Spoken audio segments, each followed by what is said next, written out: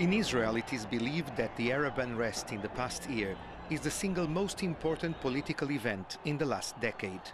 For some Israelis, the results in the elections in some Arab countries are a reflection of an Arab winter. But in general, they are seen as a series of sandstorms that no one can predict how they would end. Dr. Ra'anan Gissin was the advisor of two former Israeli prime ministers. The legitimacy was challenged.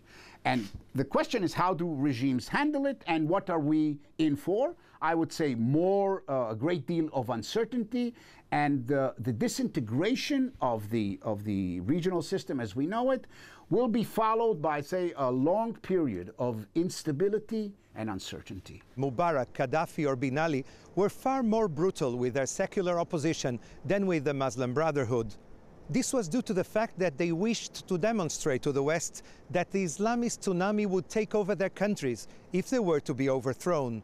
Thus, a year into the revolution, the Islamist parties are the ones with organized leadership, plenty of activists and infrastructure, all helping to win the elections, one after the other. In Tunisia, Morocco and Egypt, the Muslim Brotherhood are the victorious ones, a scenario to repeat itself, possibly in other Arab countries as well. The Israelis understand that they cannot turn their back to the storm, but what worries them most is the future of the peace agreement with Egypt and with Jordan. The Israeli senior journalist of Channel 2, Itai Engel, visited some Arab countries who suffered unrest and thinks that Israel must prepare itself to live in an Islamist neighborhood. They would like to have peace now and to start to work, to establish an identity, to establish this democracy, and to establish the economy. This is the most important thing now. Even the Muslim Brothers. What began with the protest of youngsters and women through Facebook and the TV channels, such as Al Jazeera, is now facing a crossroad. The technology which makes it possible to mobilize large number of people without these people meeting before, I call it cyber solidarity. And the third element that comes in is the demographic revolution.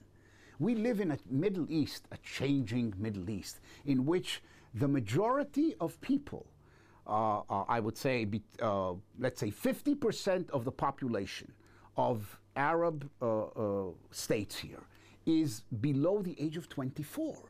These are people who are better educated than their parents, jobless, hopeless, and looking for something, a change in their daily life. At the beginning, everybody was so happy and jubilant.